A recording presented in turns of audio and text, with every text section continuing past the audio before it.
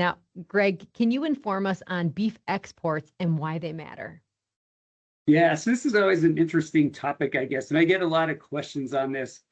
People will be asking, well, why are we exporting our beef? We're importing beef, exporting it. Why don't we just eat our own beef? And then we don't have to worry about this. And I guess the exciting and great thing about beef is that beef is not just beef.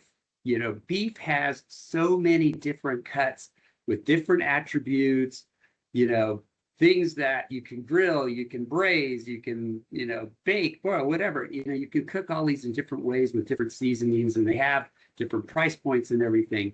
So here in the US, we are really focused on eating, steaks and hamburgers. Those are kind of the main things that we like. But there are so many other cuts on the beef animal that we don't like. We don't really like to eat that much, like short plate or even chuck rolls, not always super popular. When you look at variety meats, tripe, tongue, liver, things like that, is that something, Joanna, when was the last time you grilled up some tongue or some tripe for dinner? Is that recently? My guess is probably not. But when was the last time you grilled a burger or a steak? I'm hoping you say last night. Yeah, that's right. Last night. Right, perfect. So, but we have these different cuts, and if we aren't going to eat those here, if they stay in the country, they're going to go into rendering for very low value. They go into dog food, things like that. But if you look at all the international markets, their cooking styles and their customs and their culture actually favor a lot of these cuts, especially those variety meats that we don't eat. So we can export those to those countries, and they're going to pay a premium for it. So now we're actually bringing more value back for each of those cuts, which increases that whole beef cutout value.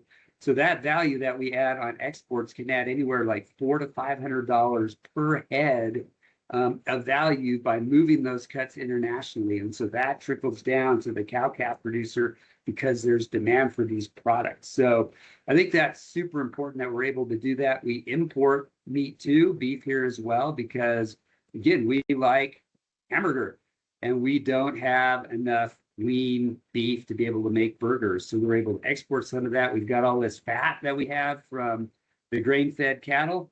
That fat, again, would just go to rendering, would be worth nothing. But by bringing in lean trimmings, we're able to add value and make a higher value item, meet the demand for what the consumers want, kind of like what we're seeing from all this market research and everything, and able to provide them with those burgers that we eat here. And then we have the steaks, which we really don't export that many of the steaks. So we've got steaks and burgers and other cuts and get that tripe and the liver and the stuff that I don't think any of us really like that much. Those to the international markets and make more money that way.